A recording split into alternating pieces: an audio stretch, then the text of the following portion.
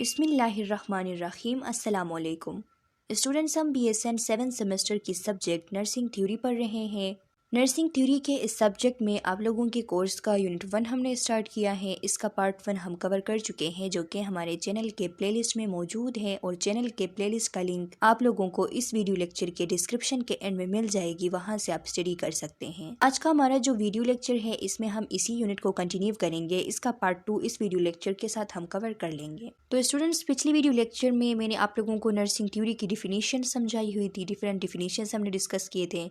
इसके अलावा nursing theory के पढ़ने की जो नीड है, उसके जो इम्पोर्टेंस है, वो कुछ हद तक हमने डिस्कस की थी।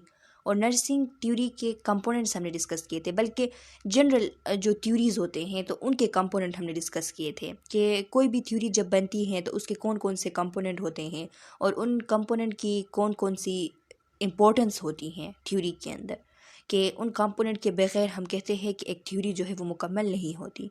तो वो चीज़ें हमने डिस्कस की थी। आज हम पढ़ेंगे नर्सिंग एपिस्टेमोलॉजी के बारे में। पिछले वीडियो लेक्चर के अंदर जब मैं आप लोगों को पढ़ा रही थी इसके कंपोनेंट्स, थ्योरी के कितने कंपोनेंट्स होते हैं, तो उसमें हमने एपिस्टेमोलॉजी का भी जिक्र किया था और हमने कहा था कि किसी भी थ्योरी की जो एपिस्टेमोलॉजी होती हैं तो उसके अंदर हम ये स्टडी करते हैं कि उस थ्योरी के अंदर जो भी नॉलेज रखी गई है तो वो नॉलेज कहाँ से आई हुई है, उसकी फाउंडेशन क्या है, उसके सोर्सेज क्या है, ये सारी चीज़ें।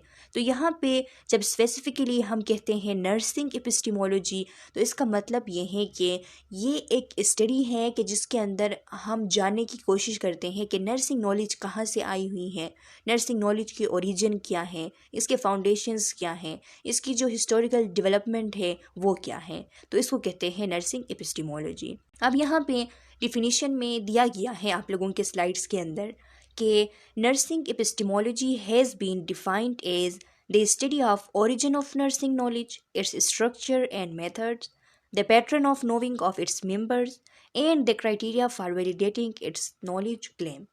अब जहाँ पे हम बात करते हैं कि study of origin of nursing knowledge, यानी नर्सिंग की एपिस्टेमोलॉजी जो है उसमें हम ओरिजिन को स्टडी करते हैं कि नर्सिंग नॉलेज की ओरिजिन क्या है, कहाँ से नर्सिंग नॉलेज निकली है, यानी इसके सोर्सेज क्या है, फाउंडेशंस क्या है, इसकी हिस्टोरिकल बैकग्राउंड जो है, इसकी हिस्टोरिकल डेवलपमेंट जो है, उसके बारे में हम स्टडी करते हैं। इसके स्ट्रक्चर को, इसके मेथड्स को देखते हैं, यानी इसके ऑर्गेनाइजेशन पे यहाँ पे हमारा फोकस होता है कि नर्सिंग नॉलेज जो है उसकी ऑर्गेनाइजेशन क्या है, उसकी फ्रेमवर्क जो है वो कौन से हैं, किस किस्म के फ्रेमवर्क के बेस पे नर्सिंग नॉलेज जो है वो बनती हैं। इसके अलावा इसके डिफरेंट कैटेगरीज, ब्रांचेस वगैरह, ये सब हम स्टडी करते हैं नर्सिंग एपिस्टेमोलॉजी के अंदर। इसीलिए यहाँ पे लिखा हुआ है कि इसके स्ट्रक्चर्स और मेथड्स की स्टडी, और इसके अलावा pattern of knowing of its members. यहाँ पे जब हम पैटर्न की बात करते हैं तो पैटर्न के अंदर हम ये जानने की कोशिश करते हैं कि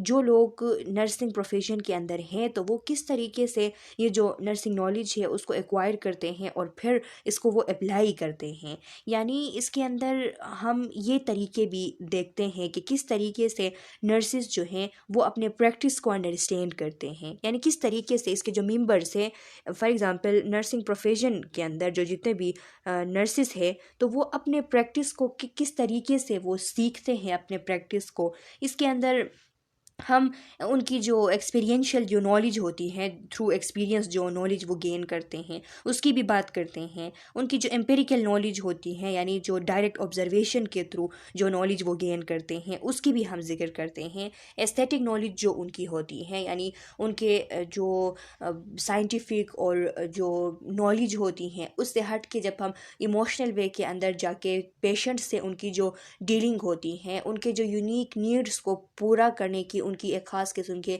तरीके होते हैं तो उनकी भी हम इसके अंदर बात करते हैं। इसके अलावा हम जो इथिकल नॉलेज होती हैं नर्सिस के नॉलेज के अंदर जो इथिकल एक उसका पर्सपेक्टिव होता है उसकी भी बात करते हैं। जब हम कहते हैं कि the pattern of knowing its members, तो नर्सिंग एपिस्टेमोलॉजी ये सारी चीज़ें भी स्टडी करती हैं। इसके अलावा जो क्राइटेरिया होती हैं, नर्सिंग नॉलेज के जो क्लेम्स होते हैं उनको वैलिडेट करने के लिए जो क्राइटेरिया होती हैं, उस क्राइटेरिया को भी नर्सिंग एपिस्टीमोलॉजी स्टडी करती हैं, यानी कौन सी क्राइटेरिया है कि उस क्राइटेरिया के थ्रू हम वैलिडेट कर सकते हैं किसी भी नॉलेज के क्लेम को। कोई भी एक क्लेम जो है वो की गई है तो उसको हम देखते हैं कि ये जो क्लेम की गई है उसको हम टेस्ट करके देखते हैं, कंफर्म करने की कोशिश करते हैं कि ये ठीक है भी या नहीं। तो उसके लिए जो क्राइटेरिया, जो स्टैंडर्ड्स रखे गए होते हैं, तो उसके बारे में भी स्टडी हम नर्सिंग एपिस्टीमोलॉजी के अंदर करते हैं। यही सारा एक आप लोगों को इसके डिफिनीशन के अंदर बताया जा रहा है। इसके अलावा यहाँ पे लिखा है, Carper 1978 identified 4 fundamental pattern of nursing knowledge. Carper जो थे उन्होंने 1978 में 4 fundamental pattern of nursing knowledge जो है वो बताए हुए थे। ये आप सबको पता है कि नर्सिंग नॉलेज जो है उसके 4 फंडामेंटल पैटर्न्स हैं, जिसके अंदर जो फर्स्ट वन है वो एम्पेरिक्स हैं। एम्पेरिक्स को कहा जाता है द साइंस ऑफ नर्सिंग, यानी साइंस ऑफ नर्सिंग के अंदर वो सारी नॉलेज आ जाती हैं जो कि साइंटिफिक है, जो कि फैक्चुअल है। फैक्चुअल और साइंटिफिक नॉलेज नर्सिंग के अंदर जितना भी है तो उसको हम कहते हैं एम्पेरिक्स या फिर साइंस ऑफ नर्सिंग उसको हम कहते हैं। कि जितने भी एम्पेरिकल एविडेंसेस है, रिसर्च के फाइंडिंग्स हैं और साइंटिफिक मेथड्स जितने भी हम यूज़ करते हैं किसी भी क्लिनिकल प्रॉब्लम को सॉल्व करने के लिए, किसी भी क्लिनिकल प्रॉब्लम को अंडरस्टैंड करने के लिए, तो ये एम्पेरिक्स कहलाती हैं। फॉर एग्जांपल फिजियोलॉजिकल प्रोसेसेस जो होते हैं ह्यूमन बॉडी के, उनको अगर हम अंडरस्टैंड करना चाहें, या फिर कोई भी क्लिनिकल रिसर्च डेटा है उसको हम एनालाइज करना चाहें, या फिर कोई भी एविडेंस बेस्ड प्रैक्टिस हम अप्लाई कर रहे हैं, तो उस टाइम हम एम्पेरिक्स कर रहे होते हैं। सेकेंड नंबर पे है एस्थेटिक्स। एस्थेटिक्स को कहते हैं द आर्ट ऑफ नर्सिंग। तो ये जो एस्थेटिक है स्टूडेंट्स, अब एस्थेटिक की जब हम बात करते हैं तो ये एक आर्टिस्ट्री है, ये एक क्रिएटिविटी है नर्सिंग प्रैक्टिस के अंदर। क्योंकि इसमें हम जो साइंटिफिक नॉलेज होती है, जो साइंटिफिक मेथड्स वगैरह होते हैं, उससे हट के हम जो केयर गिविंग के जो डिफरेंट एस्पेक्ट्स होते हैं उनको देखते हैं। यानी बियॉन्ड जो साइंटिफिक जो मेथड्स होते हैं उनके बियॉन्ड जाके हम देखते हैं कि नर्सेस की वो एबिलिटी कि जिसके थ्रू वो पेशेंट्स को इमोशनल लेवल पे जाके उनको वो सेटिस्फाई करते हैं, उनको वो केयर प्रोवाइड करते हैं। अब यहाँ पे आप लोगों को पता है कि पेशेंट जो होते हैं वो मुख्तलिफ पेशेंट होते हैं, डिफरेंट कल्चर से उनका ताल्लुक़ होता है, हर एक के अपने अपने इंडिविजुअल नीड्स होते हैं, इंडिविजुअल और यूनिक नीड्स होते हैं। तो उनको पूरा करने के लिए नर्सेस के अंदर जो एबिलिटी होती है कि वो इमोशनल लेवल पे जाके जो केयर प्रोवाइड करती हैं, जो होलिस्टिक केयर प्रोवाइड करती हैं, जिससे वो पेशेंट सेटिस्फाई हो जाते हैं, तो उसको कहते हैं आर्ट ऑफ नर्सिंग और इसको कहा जाता है एस्थेटिक। इसके अलावा थर्ड वन जो है पर्सनल नॉलेज है नर्सिंग के अंदर। यहाँ पे अगर आप लोग एग्जाम्पल अगर आप लोगों को याद नहीं आ रहे हैं एस्थेटिक के, तो आप लोग याद रखिए कि जो बेड साइड मैनर होती हैं आर्ट ऑफ नर्सिंग के अंदर, यानी बेड साइड पे एक नर्स जो है वो अपने पेशेंट को किस किस्म का केयर वो प्रोवाइड कर रहा है। जब रेपो डेवलप करने की बात आती है, रिलेशनशिप डेवलप करने की बात आती है, थेरापेटिक रिलेशनशिप पेशेंट के साथ, तो वो किस तरीके से करता है, तो ये चीज़ें थेरापेटिक कम्युनिकेशन भी इसमें आती हैं। और जो नर्सिंग इंटरवेंशंस की जो क्रिएटिव एप्लीकेशन होती हैं जिसके थ्रू पेशेंट के जो यूनिक नीड्स होते हैं वो मीट होते हैं, तो इसलिए हम इसको कहते हैं आर्ट ऑफ नर्सिंग कि ये एक महारत है नर्सिंग के अंदर, इसको एस्थेटिक कहा जाता है। उसके बाद जो पर्सनल नॉलेज है नर्सिंग के अंदर, तो ये हर एक नर्स की अपनी जो इंडिविजुअल एक्सपीरियंसेस होते हैं, उनके जो इंसाइट्स होते हैं, उनके जो सेल्फ अवेयरनेस होती हैं, तो वो इसके अंदर उनको डाला गया है। इसके अलावा अगर हम ये कहें कि इफ़ेक्टिव केयर प्रोवाइड करने के लिए पहले तो ये ज़रूरी है कि एक नर्स जो है वो पर्सनल ग्रोथ करे, सेल्फ अंडरस्टैंडिंग करे। फिर ये जो पर्सनल ग्रोथ और सेल्फ अंडरस्टैंडिंग होती हैं ये कंट्रीब्यूट करती हैं कि वो इफ़ेक्टिव केयर प्रोवाइड करता है। और ये कैसे हो सकती हैं, तो अपने जो एक्सपीरियंसेस हैं एज ए केयर गिवर उन पे रिफ्लेक्शन अगर एक नर्स करे, उनको अंडरस्टैंड करने की कोशिश करे, अपने जो पर्सनल बेसिस होते हैं उनको अंडरस्टैंड करने की कोशिश करे और उनको हर किस्म के केयर प्रोवाइड करते वक्त अवॉइड करने की कोशिश करे कंटिन्यूसली अपने सक्सेस से भी, और जो चैलेंजिंग आती हैं वाइल गिविंग केयर, तो उनसे अगर बंदा कंटिन्यूसली सीखने की कोशिश करे, तो ये सारी चीज़ें जो है सेल्फ अवेयरनेस प्रोवाइड कर लेती हैं, ये पर्सनल नॉलेज के अंदर आती हैं। इसके अलावा इथिक्स जो है वो आप लोगों को पता है कि मॉरल नॉलेज है नर्सिंग के अंदर। इथिक्स के जो जितने भी प्रिंसिपल्स हैं, वैल्यूज़ हैं, तो वो इस प्रोफेशन को गाइड करती हैं। जैसा कि कब जो है इश्यूज़ आ जाते हैं, कब किस किस्म का एक्शन जो है वो लेना होता है, डिफरेंट राइट और रॉन्ग में फ़र्क करना, और इथिकल रिस्पॉन्सिबिलिटीज़ नर्सिस के कि जब वो पेशेंट के साथ इंटरेक्ट कर रहे होते हैं, पेशेंट के फैमिली के साथ, या फिर ब्रॉडर तौर पे अगर हम कहें तो एक हेल्थ केयर सेटिंग के अंदर कम्युनिटी के साथ, तो उस टाइम उन्होंने किस तरीके से इथिकल प्रिंसिपल्स, इथिकल वैल्यूज़ को फॉलो करना होता है, उनके दायरे के अंदर रहते हुए अपना काम करना होता है। तो ये इथिकल नॉलेज जो है इसकी भी बहुत ज़्यादा अहमियत होती है। तो मिला के ये जो चार है, एम्पेरिक्स हो गया, एस्थेटिक हो गया, पर्सनल नॉलेज हो गया, और इथिक्स हो गया जो मॉरल नॉलेज है नर्सिंग के अंदर, ये सब मिल के क्या करती हैं, ये सब मिल के एक फंडामेंटल पैटर्न प्रोवाइड करती हैं नर्सिंग नॉलेज को। अगर आप लोगों से पूछा जाए कि फंडामेंटल पैटर्न जो है नर्सिंग नॉलेज का वो क्या है, तो आप लोगों को पता हो कि एम्पेरिक्स है, एस्थेटिक है, पर्सनल नॉलेज है और इथिक्स है। Characteristics of theories. अब थ्योरीज के कैरेक्टरिस्टिक्स के बारे में बताया गया है यहाँ पे आप लोगों को कि थ्योरीज के कैरेक्टरिस्टिक्स क्या होने चाहिए। तो वो लॉजिकल इन नेचर होते हैं, यानी थ्योरीज जो है वो लॉजिकल रीजनिंग के ऊपर बने होते हैं, उनके कोहेरेंट प्रिंसिपल्स होते हैं, ऐसे ही वो नहीं बने होते हैं। तो लॉजिकल इन नेचर है, जनरलाइजेबल है। जनरलाइजेबल का मतलब ये है कि थ्योरीज जितने भी बनते हैं तो उनको कोशिश किया जाता है कि वो एप्लीकेबल कुछ इस हद तक हो कि स्पेसिफिक केसेस और स्पेसिफिक सिचुएशन तक वो महदूद ना हो, बल्कि beyond the specific cases, beyond the specific situations वो एप्लीकेबल हो। तो ये हमेशा कोशिश की जाती है थ्योरीज बनाते वक्त कि डिफरेंट प्रिंसिपल्स जो है उन पे काम कर सके, इस काबिल हो थ्योरीज। तो इसीलिए लिखा है कि जनरलाइजेबल होते हैं।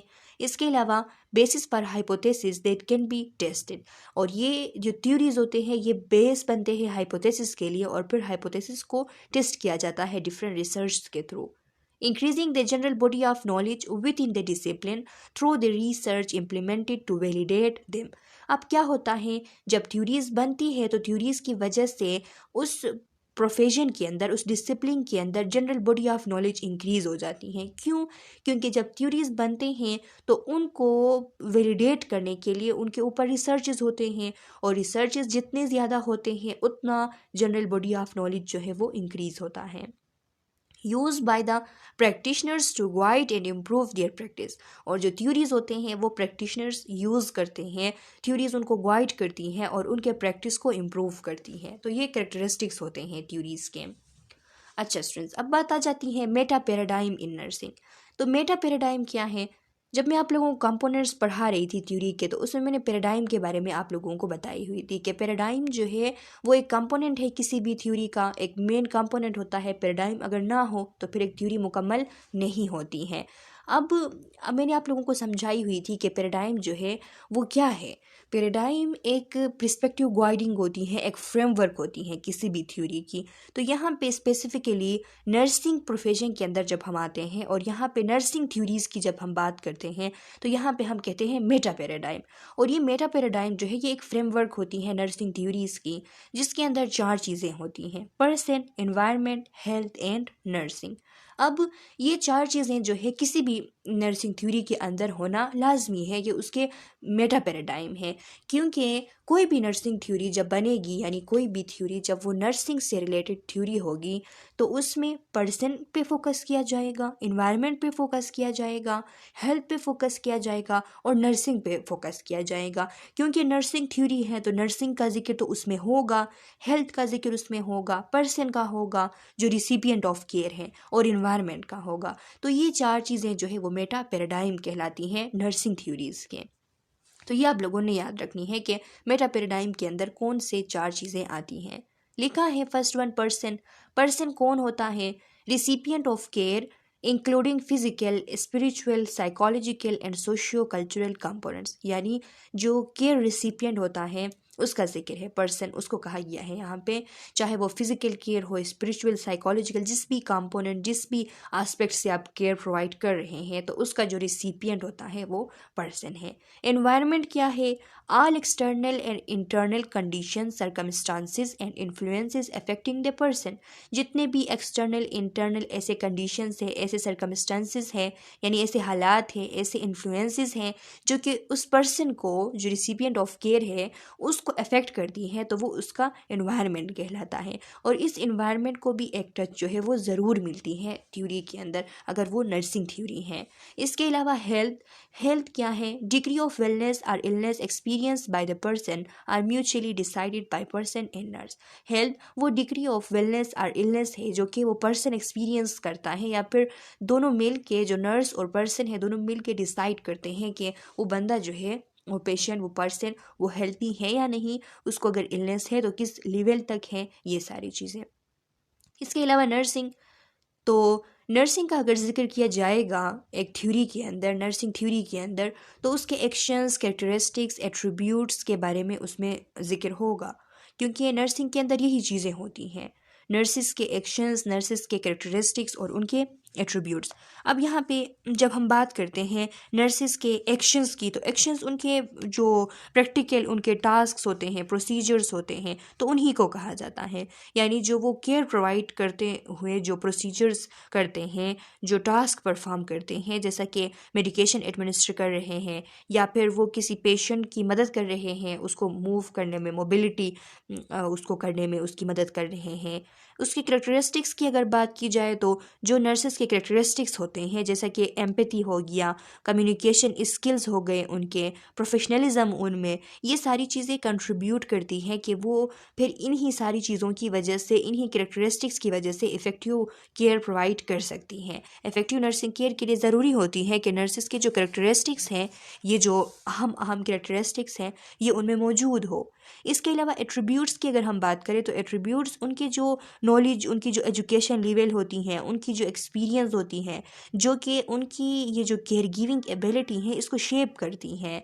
तो ये सारी चीज़ें जो हैं, असल में यहाँ पे इनकी एसेंशियली जब हम बात करते हैं कि इन चीज़ों के कम्बिनेशन की, कि नर्सिंग के अंदर एक्शंस की, करेक्टरिस्टिक्स की, एट्रीब्यूट की जो कम्बिनेशन यहाँ पे दी गई हैं, तो इसका मतलब ये है कि ये सारी चीज़ें मिल के जो नर्सिंग प्रैक्टिस है उसको डिफ़ाइन करती हैं। क्योंकि नर्सिंग प्रैक्टिस के अंदर नर्सिस के एक्शंस, उनके करेक्टरिस्टिक्स, उनके एट्रीब्यूट्स, इन सब का रोल होता है। किसी भी एक चीज़ को हम नहीं हटा सकते नर्सिंग प्रैक्टिस से। तो नर्सिंग प्रैक्टिस को डिफ़ाइन करने के लिए ये तीनों के तीनों चीज़ें जो है वो लाजमी होते हैं। तो इसीलिए जब भी नर्सिंग थ्योरी बनेगी, तो उसमें इनका जिक्र होगा, हेल्थ का जिक्र होगा, नर्सिंग का होगा, पर्सन का होगा, एनवायरनमेंट का होगा, और ये चारों चीज़ें जो हैं वो मेटा पैराडाइम कहलाती हैं नर्सिंग थ्योरीज़ के। यानी एक ख़ास, एक स्पेसिफिकली एक फ्रेमवर्क है, स्पेसिफिक फ्रेमवर्क है नर्सिंग थ्योरीज़ के, ये हम कह सकते हैं। Importance of nursing theory. अब जब हम इम्पोर्टेंस की बात करते हैं नर्सिंग थ्योरीज़ के, तो उसमें लिखा है structure and organisation to nursing knowledge. जितनी भी नर्सिंग नॉलेज है, तो उसको स्ट्रक्चर देती हैं, उसको ऑर्गेनाइज करती है नर्सिंग थ्योरीज़। ये जितना भी अभी तक हम पढ़ते आ रहे हैं नर्सिंग थ्योरीज़ के बारे में, तो आप लोगों को इससे अंदाज़ा हो गया होगा कि नर्सिंग नॉलेज को स्ट्रक्चर और ऑर्गेनाइजेशन जो है वो किस तरीके से मिलती है, एक थ्योरी के through. Provide a foundation for inquiries in a systematic way.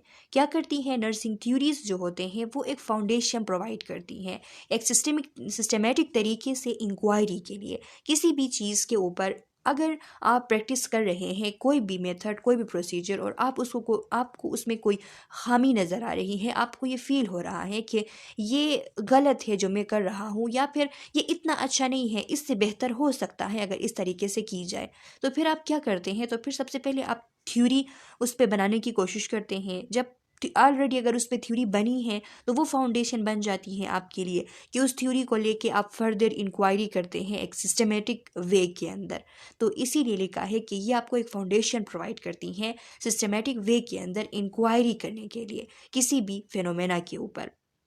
Promotes rational and systematic nursing practice. जो नर्सिंग प्रैक्टिस होती हैं उसको रेशनलाइज करने के लिए, सिस्टमेटिक करने के लिए, ये उसको मज़ीद प्रमोट करती हैं। यानी थ्योरी का इसमें रोल होता है। थ्योरी जो है वो उस चीज़ को प्रमोट करती है कि जो नर्सिंग प्रैक्टिस है वो ज़्यादा मज़ीद वो सिस्टमेटिक बने, मज़ीद वो रेशनलाइज हो, रेशनल के ऊपर वो हो। डिफाइन एंड क्लियरिफाई नर्सिंग को डिफ़ाइन करने के लिए बहुत ज़्यादा इम्पोर्टेंट है कि जब थ्योरीज़ बनी, आगे हम इसकी डेवलपमेंट पढ़ेंगे नर्सिंग नॉलेज की, तो आप लोगों को अंदाज़ा होगा कि शुरू में जब कोई भी थ्योरी कुछ भी नहीं थे तो उस टाइम नर्सिंग जो थी वो कैसी थी, और फिर बाद में जब थ्योरीज़ बने और थ्योरीज़ की डेवलपमेंट होती गई तो फिर नर्सिंग जो है उसकी कितनी वैल्यू जो है वो बढ़ जाती है। More coordinated and less fragmented care. अब यहाँ पे थ्योरीज़ जब बनती हैं तो थ्योरीज़ की वजह से कोऑर्डिनेटेड केयर जो है वो इम्प्रूव हो जाती है और फ्रेगमेंटेड केयर जो है वो कम हो जाती है। कोऑर्डिनेटेड केयर ऐसे केयर को कहते हैं कि जिसमें डिफरेंट हेल्थ केयर प्रोवाइडर्स जो हैं वो आपस में कोलैबोरेट करके एक होलिस्टिक केयर, एक कम्प्रिहेंसिव केयर प्रोवाइड करते हैं। और फ्रेगमेंटेड केयर ऐसी केयर है कि जिसमें डिफरेंट जो हेल्थ केयर सेक्टर्स है वो अलग अलग अगर केयर प्रोवाइड करें, फ्रेगमेंटेड हो गए तो उसको कहते हैं फ्रेगमेंटेड केयर। तो फ्रेगमेंटेड केयर जो है वो इफ़ेक्टिव केयर नहीं होती। जितना कोऑर्डिनेशन उसमें ज़्यादा हो केयर प्रोवाइड करने में तो वो उतना होलिस्टिक और इफ़ेक्टिव केयर होता है। Enable nurses to know why they are doing what they are doing. Nurses को इस काबिल करती हैं कि वो जान सकें कि वो क्यों कर रहे हैं, जो भी वो कर रहे हैं वो क्यों कर रहे हैं, वो क्या कर रहे हैं, वो जो भी प्रैक्टिस कर रहे हैं वो क्यों कर रहे हैं उसका पता चलता है, और वो क्या कर रहे हैं, जो प्रैक्टिस वो कर रहे हैं वो क्या है असल में, उसका भी उनको थ्योरीज़ के थ्रू पता चलता है। It help us to decide what we know and what we need to know. और ये हमारी मदद करती हैं, थ्योरीज़ हमारी मदद करती हैं ये डिसाइड करने में कि हम क्या जानते हैं, अब तक हम जितना जानते हैं तो हम कितना जानते हैं और हमें कितना ज़्यादा जानने की ज़रूरत है। Criteria to be a profession, distinct body of knowledge is a basis for practice. एक प्रोफेशन के लिए क्राइटेरिया प्रोवाइड करती हैं। इसके अलावा distant body of knowledge as a basis for practice, ये एक बॉडी ऑफ नॉलेज होती हैं जो कि हमारे प्रैक्टिस के लिए बेसिस प्रोवाइड करती हैं। Provide effective high quality nursing care, provide continuity and congruence of care. यानी जितने ज़्यादा थ्योरीज़ जो हैं वो बनते जाते हैं उतना ज़्यादा जो केयर की क्वालिटी है वो भी बढ़ती जाती हैं। यानी हाई इफ़ेक्टिव केयर, जितना ज़्यादा थ्योरीज़ जो है वो डेवलप होते जाते हैं वो भी यकीनी बनती हैं। इसके अलावा थ्योरीज़ इसलिए भी इम्पोर्टेंट है क्योंकि थ्योरीज़ की वजह से continuity and congruence of care होती है। कंटिन्यूटी ऑफ केयर मींस कि इस चीज़ को यकीनी बनाती हैं कि जो नर्सिंग केयर की जो एक जर्नी जो चल रही है वो कंटिन्यू रहे, उसमें कोई रुकावटें वगैरह ना आए, और इसके अलावा कॉन्ग्रुएंस ऑफ केयर हो, उसमें जो इस्टेब्लिश्ड वैल्यूज़ बिलीव्स हैं तो उनके मुताबिक वो केयर जो है वो प्रोवाइड की जाए। अच्छा स्टूडेंट्स, अब देखिए ये बहुत ही ज़्यादा इंपॉर्टेंट टॉपिक है, stages in the development of nursing theories. कि नर्सिंग थ्योरीज़ जो बनते गए, जो डेवलपमेंट उनकी हो रही थी तो उसमें कौन कौन से स्टेजेस हैं।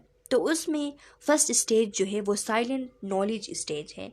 साइलेंट नॉलेज स्टेज जो है ये वो पीरियड थी, वो वक्त थी कि जिसके अंदर नर्सिंग प्रैक्टिस जो है वो बिल्कुल ब्लाइंडली ओबीडियंट थी मेडिकल अथॉरिटी के। वो कोई भी सवाल वगैरह कुछ भी नहीं पूछा करते थे, बस वो ब्लाइंडली अपने से जो हाई अथॉरिटी वाले लोग हैं, डॉक्टर्स वगैरह, तो उनको देखते थे और उनको देख के सीखते थे, और वही काम जो वो उनको देख के सीखते थे वही करते जाते थे।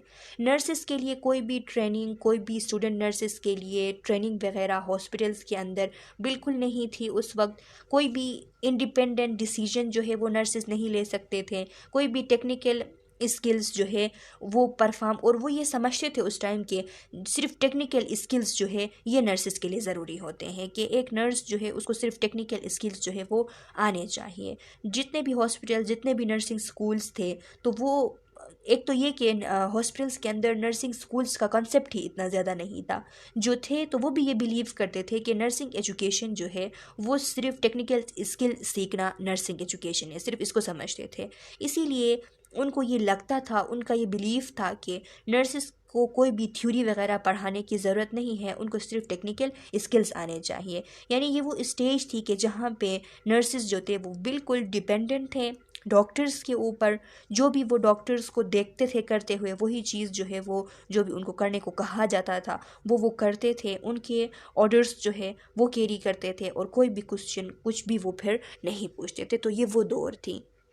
देखिए लिखा है blind obedience to medical practice, जो मेडिकल प्रैक्टिस है तो उसके वो बिल्कुल ब्लाइंड ओबीडियंस थे, ब्लाइंडली उसको वो फॉलो करते थे। Little attempt to develop theories develop करने की कोई भी अटेम्प्ट उस वक्त मौजूद नहीं थी।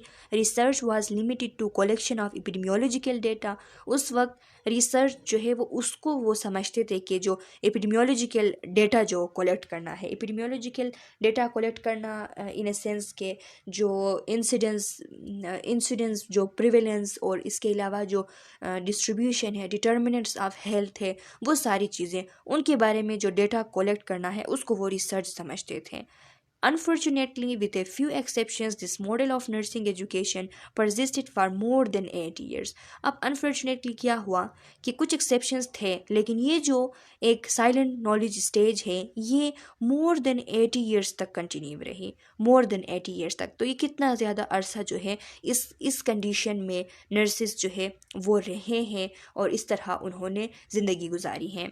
Since the early 1950s, many nursing theories have been systematically developed to help describe, explain and predict the phenomena of concern of nursing. अब जो 1950s था तो उसमें कुछ नर्सिंग थ्योरीज़ जो है वो उस टाइम सिस्टमेटिकली डेवलप होने लगे। काफ़ी सारे नर्सिंग थ्योरीज़ जो कि डिस्क्राइब करती थी, एक्सप्लेन करती थी और प्रेडिक्ट करती थी जो फेनोमेना ऑफ कंसर्न है नर्सिंग से रिलेटेड जितने भी फेनोमेना है, तो उसको डिस्क्राइब करने के लिए, एक्सप्लेन करने के लिए और प्रेडिक्ट करने के लिए जो नर्सिंग थ्योरीज़ बने थे तो वो 1950s जो है उसमें बने थे। उससे पहले नर्सिंग थ्योरीज़ की कोई कॉन्सेप्ट जो है वो मौजूद नहीं थी, अगर थी भी तो वो बहुत ज़्यादा लिमिटेड थी। इसके बाद जो सेकंड स्टेज है वो रिसीव्ड नॉलेज स्टेज है। रिसीव्ड नॉलेज स्टेज कौन सी स्टेज थी तो इसके बारे में लिखा है learning through listening to others. इसमें क्या किया जाता था कि दूसरों को सुन के जो है वो लर्न किया गया। इसका मतलब ये है कि यहाँ पे क्या किया जाता था कि दूसरे जो फील्ड्स हैं तो उनको सुन के, उनको देख के सीखना और उनसे चीज़ें जो है वो लेके नर्सिंग के अंदर ला के उनको फिट करना। यानी दूसरे जो फील्ड्स हैं जैसा कि साइकोलॉजी का फील्ड हो गया, सोशियोलॉजी का फील्ड हो गया, वहाँ से थ्योरीज़ लेते थे और उनको लाके नर्सिंग डिसिप्लिन के अंदर उनको फिक्स करने की कोशिश करते थे। अब यहाँ पे लिखा है वर्ल्ड वार टू एटर्स impact on nursing. World war two जो है, जो दूसरी जंग अज़ीम थी, तो उस वक्त उसका बहुत ज़्यादा असर हुआ नर्सिंग के ऊपर। उसका असर कुछ इस तरीके से हुआ कि वहाँ पे बहुत सारे लोग जो है वो ज़ख्मी हो रहे थे। जब वो ज़ख्मी हो रहे थे और लोगों को केयर की ज़रूरत पड़ी तो उस टाइम ये ज़रूरत महसूस हुई कि नर्सिस होनी चाहिए, नर्सिस की कितनी इम्पोर्टेंस है। तो वहाँ पे जो सोल्जर्स वगैरह थे तो वो भी बहुत ज़्यादा ज़ख्मी हो रहे थे। तो वहाँ पे मिलिट्री के अंदर डिफरेंट लोग जिनमें नर्सिस भी शामिल थे और साथ में कुछ ऐसे लोग थे जो कि लोकल लोग थे लेकिन वो भी एज ए नर्सिंग केयर के तौर पे वो भी केयर प्रोवाइड कर रहे थे। तो उस टाइम बहुत ज़्यादा नर्सिंग के ऊपर दूसरी जंग अज़ीम का बहुत बड़ा असर हुआ। लोगों को ये ज़रूरत महसूस होने लगी, ये नीड महसूस होने लगी कि नर्सिस की कितनी इम्पोर्टेंस है और वो कितने ज़रूरी है उनका होना और उनकी प्रोवाइड की हुई केयर जो है वो कितना मायने रखती हैं। इसके बाद theories were borrowed from other disciplines. Theories दूसरे जो फील्ड्स हैं, दूसरे जो डिसिप्लिन्स हैं वहाँ से बारो किए गए। इसका मतलब ये है कि वहाँ से लिए जाते थे। एक स्टीलिंग होती है और एक बारो होती है। इनमें फ़र्क ये है कि स्टीलिंग हम कहते हैं चोरी को और बारो जो है वो कहा जाता है कि इजाज़त लेके फिर जो चीज़ ली जाती हैं तो उसको। ये लोग ऐसा नहीं थे कि चुराते थे, ये लोग उनसे इजाज़त लेके वो थ्योरीज़ जो है दूसरे फील्ड से, दूसरे डिसिप्लिन से वो लाके जो नर्सिंग के साथ मैच करती थी तो उनको लाके इस फील्ड के अंदर वो फिट करती थी। Non nursing doctoral degrees by nurses जो है वो फिर पीएचडी नहीं थी। नर्सिंग जो है उसके अंदर डॉक्टरल डिग्री नहीं थी नर्सिस के फील्ड में, तो फिर वो दूसरे फील्ड्स में जाके वो नॉन नर्सिंग डॉक्टरल डिग्री जो है वो हासिल करते थे। Reliance on psychologist, educationist, sociologist and anthropologist. और ये क्या करते थे, ये डिपेंडेंट थे साइकोलॉजिस्ट के ऊपर, एजुकेशनिस्ट के ऊपर, सोशियोलॉजिस्ट के ऊपर, एंथ्रोपोलॉजिस्ट, मतलब ये कि दूसरे जो डिसिप्लिन्स हैं तो उनके ऊपर डिपेंडेंट थे। इसीलिए इस स्टेज को कहा जाता है रिसीव्ड नॉलेज स्टेज। इसके बाद जो थर्ड स्टेज है वो सब्जेक्टिव नॉलेज का है। सब्जेक्टिव नॉलेज स्टेज ये वो टाइम थी जिसके अंदर अथॉरिटी जो है वो इंटरनलाइज की गई। अगर एमसीक्यूज़ में आप लोगों से पूछा जाए कि अथॉरिटी इंटरनलाइज किस स्टेज के अंदर की गई, तो थर्ड स्टेज के अंदर, जैसे सब्जेक्टिव नॉलेज स्टेज कहा जाता है। यानी इसमें एक न्यू सेंस ऑफ सेल्फ जो है वो इमर्ज होने लगी। लोग अपने आप को जो है, नर्सिस जो है वो अपने आप को कुछ हद तक पहचानने लगे। कुछ नर्सिंग स्कॉलर्स जो हैं वो फोकस करने लगे कि वो नर्सिंग को सही तरीके से डिफ़ाइन कर सके, थ्योरीज़ जो है वो डेवलप करें नर्सिंग के बारे में, नर्सिंग से रिलेटेड, इस फील्ड से रिलेटेड। वो ख़ुद ये समझते थे कि हम दूसरे जो फील्ड्स है वहाँ से थ्योरीज़ लेना बंद करें और अपने लिए ख़ुद थ्योरीज़ बनाए। इसी पे एक हिल्डेगार्ड जो पेप्लो है उनका नाम यहाँ पे आता है इस स्टेज के अंदर। हिल्डेगार्ड पेप्लो जो कि उन्होंने एक पब्लिश की थी एक बुक अपनी, जिसके अंदर और नर्सिंग से रिलेटेड और जो नर्सिंग और पेशेंट के दरमियान जो इंटरपर्सनल रिलेशनशिप होती हैं उससे रिलेटेड उन्होंने बातें जो है वो डिस्क्राइब की हुई थी। तो ये वो स्टेज थी कि जिसके अंदर इनको ये महसूस होने लगा कि हम अपने थ्योरी भी बना सकते हैं, दूसरे फील्ड से थ्योरी लेना इसको इन लोगों ने यहाँ पे बंद किया था। A negative attitude toward borrowed theories and science emerged. देखें लिखा है कि यहाँ पे नेगेटिव एटीट्यूड के दूसरे फील्ड से जो थ्योरीज लिए जाते थे, जो नॉलेज ली जाती थी, तो उससे रिलेटेड इनके नेगेटिव एटीट्यूड्स पैदा होना स्टार्ट हुई कि हम क्यों दूसरे फील्ड से लेते हैं, अपने लिए हम खुद भी बना सकते हैं, ये सोच। फिर लिखा है nurse scholars focused on defining nursing and developing nursing theories. इनका फोकस हुआ कि हम नर्सिंग को डिफ़ाइन करेंगे, अपने लिए थ्योरीज बनाएंगे।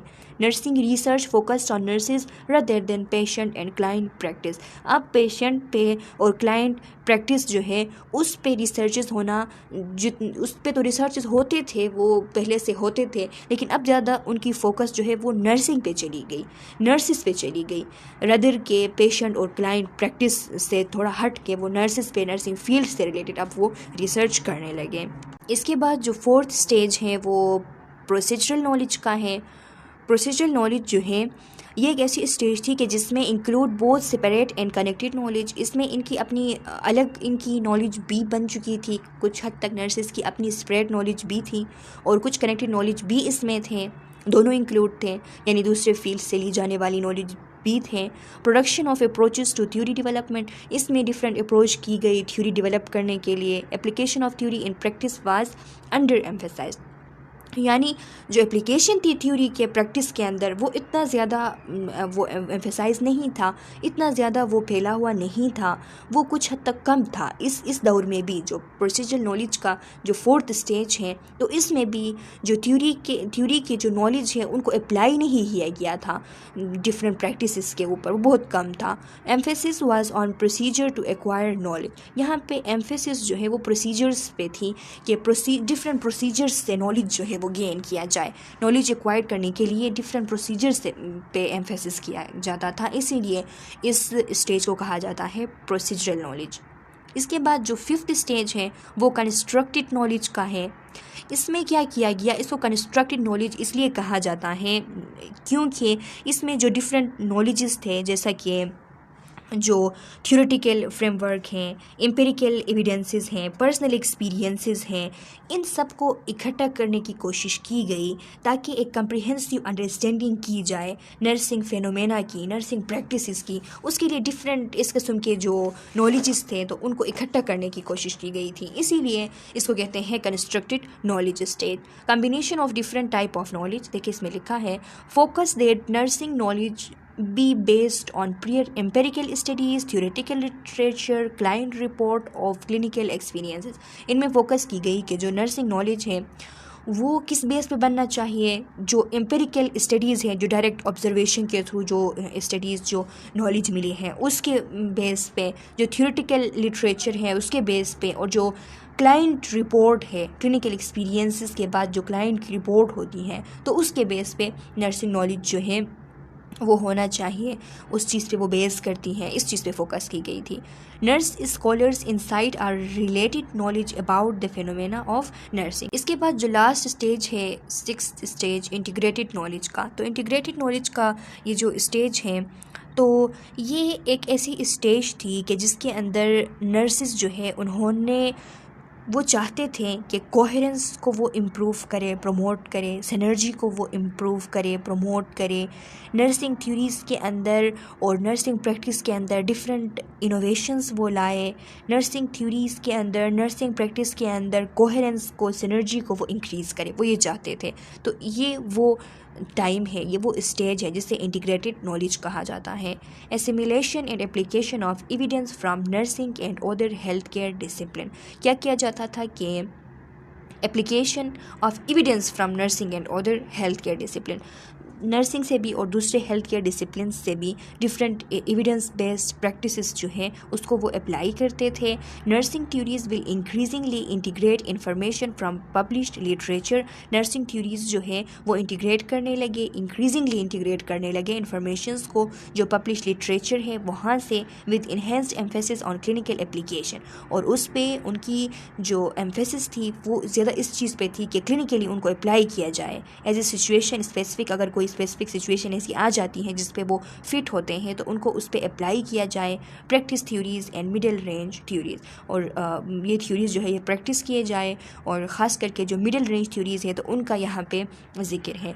इसके बाद जो टॉपिक हम डिस्कस करेंगे तो उसमें grand theory, middle range theory, practice theory और जो मेटा थ्योरी है ये सब हम डिस्कस करेंगे। वहाँ पे आप लोगों को समझ आ जाएगी कि प्रैक्टिस थ्योरी क्या है और मिडिल रेंज थ्योरी क्या है। ये असल में ऐसे थ्योरीज़ होते हैं जिनकी क्लिनिकल प्रॉब्लम्स के ऊपर, क्लिनिकल सिचुएशंस के ऊपर उनकी जो अप्लाई है वो ज़्यादा होती हैं। कुछ ऐसे थ्योरीज़ भी होते हैं जिनमें बहुत सारे कंसेप्ट मौजूद होते हैं, जैसे कि ग्रैंड थ्योरी, जो कि फिर अप्लाई करने के टाइम जब उनको अप्लाई करने की कोशिश की जाती हैं तो वो किसी एक चीज़ पे स्पेसिफिकली अप्लाई नहीं होते हैं। लेकिन जहाँ पे हम एग्जांपल लेंगे मिडिल रेंज थ्योरीज़ के, तो ये ऐसे थ्योरीज़ होते हैं जो कि सही तरीके से अप्लाई किए जा सकते हैं डिफरेंट स्पेसिफिक सिचुएशंस के अंदर, ये सही तरीके से फिट होते हैं, इसीलिए इनकी यहाँ पे एग्जांपल लिखी गई हैं। तो स्टूडेंट्स, नेक्स्ट वीडियो लेक्चर के अंदर ये हम डिटेल से डिस्कस करेंगे इन थ्योरीज़ को। उसके साथ साथ ये चैप्टर भी हमारा कवर हो जाएगा। मैं उम्मीद करती हूँ कि आप लोगों को समझ आ गई हैं, इतना काफ़ी है आज की इस वीडियो लेक्चर के लिए। अगर आप लोगों का कोई क्वेश्चन है, इसके अंदर किसी चीज़ की समझ नहीं आई है, ये सिंपल चीज़ें हैं, इतनी ज़्यादा इसमें मैं डिटेल में भी नहीं गई हूँ क्योंकि बिल्कुल सिंपल कॉन्सेप्ट्स हैं जो कि आप लोगों ने जस्ट समझने हैं। फिर भी अगर कोई क्वेश्चन, कोई कन्फ्यूजन है इसमें तो आप कमेंट सेक्शन में अपना क्वेश्चन डाल ले। मैं नेक्स्ट वीडियो लेक्चर के अंदर आप लोगों को वो क्वेश्चन एक्सप्लेन कर दूँगी। तब तक के लिए अल्लाह हाफिज़।